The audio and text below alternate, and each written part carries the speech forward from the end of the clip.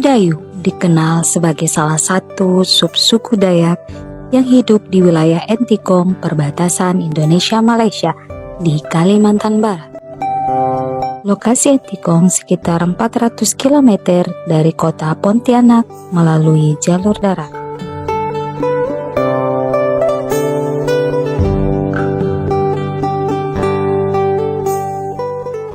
Di Dusun Serangkang, masyarakat Dayak Bidayu mempraktikkan kehidupan yang masih erat kaitannya dengan tradisi dan budaya leluhur.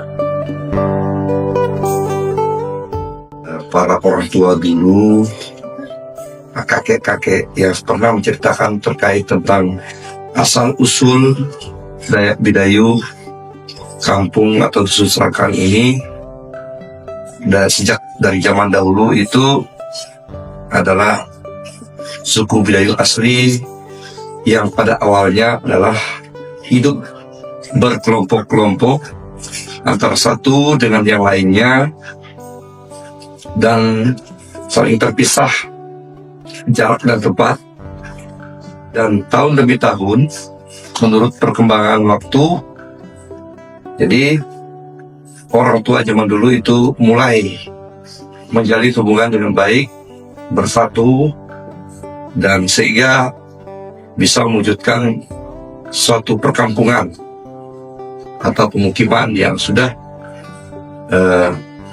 dibuat dengan kesepakatan masing-masing para tua-tua.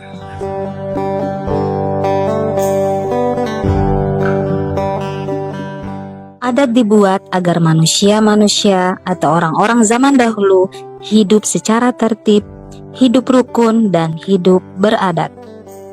Adat mempersatukan orang-orang zaman dahulu yang menjadi ikatan yang kuat bagi kehidupan mereka. Adat yang menertibkan kehidupan mereka agar kehidupan mereka berjalan dengan baik dengan mematuhi adat. Ketika mereka melanggar adat, maka mereka akan dikenakan sanksi adat sesuai dengan pelanggaran atau kesalahan yang mereka buat.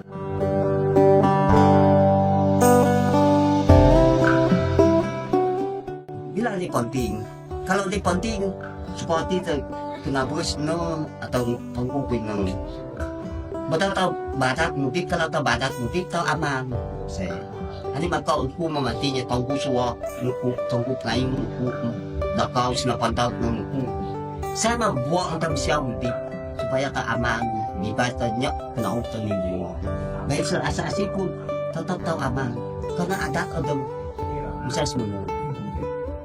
Kamu tidak mau belajar, dapat tokoh masyarakat. Jadi tokoh masyarakat belajar, tidak dia ada nyuncung tetap tahu ada kata-kata yang supaya ada ketika dia sampai punah bagat mbak. Suami mama nanti dari misal bau ke seawi naik aja sama kopi kuti bagat. Nah saya kalau nanya nyak suami dia kan nyak benar. Jadi sebenarnya kan pangkal tingkat suami di sini sama nih. Nah misal sebenarnya kuti betul naik kuat kan suami di sini nih. Saya pangkal tu saya.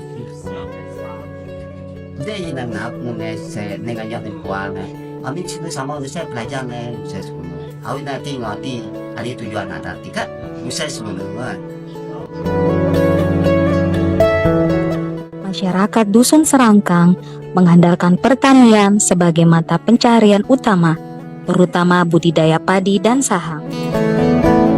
Yang berani beli gitu, itu kita jual. Nah, jual sama toke. Entikong nih, waktu bulan 7 ini dengan bulan 7 inilah yang agak naik dah 82.000 tang hitam, yang putih lebih 100. Kalau bulan yang lalu tuh sampai 20.000 saja, 20.000 atau 30.000 aja 1 kilo.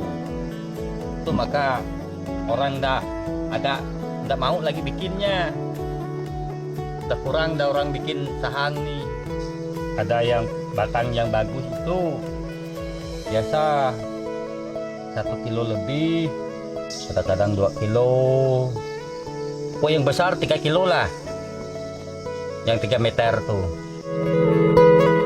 Padi memiliki peran penting dalam tradisi dan ritual masyarakat Dayak. Padi ditanam dengan metode tradisional di ladang, mencerminkan kearifan lokal yang diwariskan secara turun-temurun.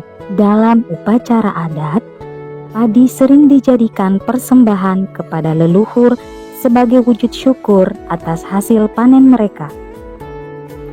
Tradisi ungkapan rasa syukur disebut sebagai perayaan Gawai, menjadi pengingat akan hubungan harmonis antara manusia, alam, dan leluhur. Dalam perayaan Gawai, masyarakat tidak hanya merayakan keberhasilan panen, tetapi juga melibatkan seluruh komunitas untuk mempererat hubungan sosial mereka.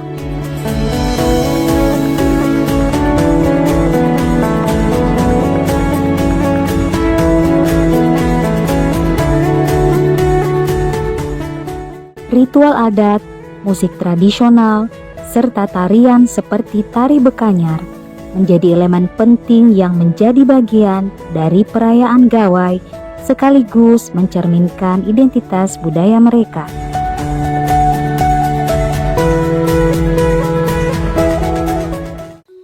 Tari Bekanyar itu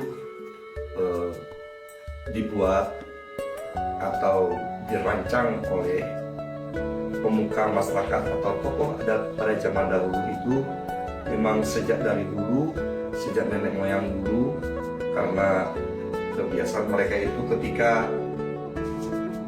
mengadakan sesuatu acara adat, misalnya di hari Gawai di syukur tahun padi, mereka orang tua zaman dulu itu membuat acara adat yang sangat begitu meriah, yaitu membuat suatu tari.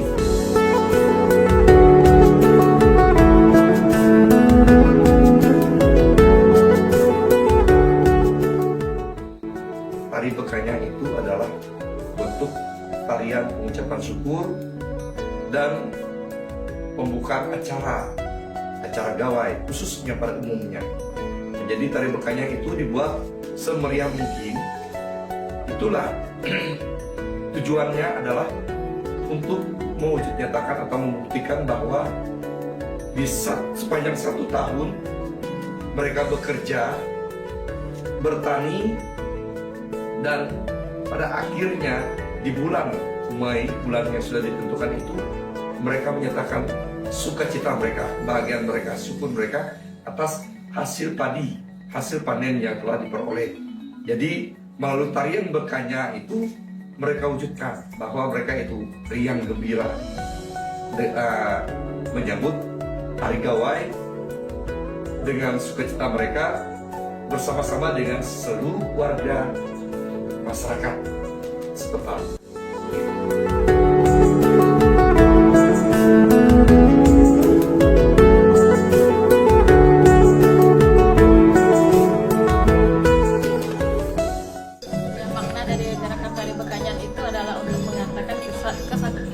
Berterima kasih kepada Sang Pencipta dari pemberiannya, apapun hasil dari petani itu adalah maknanya. Nilai-nilai yang terkandung dari tarian ini adalah bermakna sebelum kita memanen padi, kita harus mengucap syukur dulu. Terus kita model lingkaran tadi itu adalah mengucap syukur bahwa segala sesuatu yang kita tabur akan kita tuai pasti ada hasilnya. Gerakan tertentu yaitu menabur bunga itu adalah melambangkan bahwa tarian ini sebelumnya untuk mengucap syukur sebelum pemanenan padi seperti itu. Karena kita orang Dayak, jadi sesuatu yang kita pakai adalah berbentuk dari Dayak itu sendiri. Ini sangat berhubungan dari tarian dan musiknya sendiri.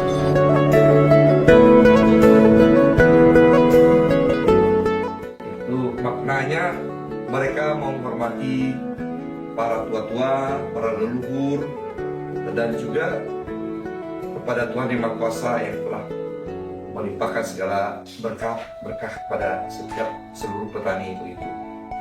Kalau kepercayaan, saya rasa itu umum. Nah, tidak terkait dalam kepercayaan itu. Memang sih pada waktu itu sebelum agama masuk masih animisme. Para tua-tua itu kalau menaikkan doa mereka itu berpamak, tapi tujuannya pada Tuhan, cuma sebutannya beda gitu. Sesuai dengan karena kita tahu sumber daya manusianya masih kurang dan juga agama belum masuk, tapi tujuannya satu, kepada tempat, katanya tempat itu Tuhan. Mungkin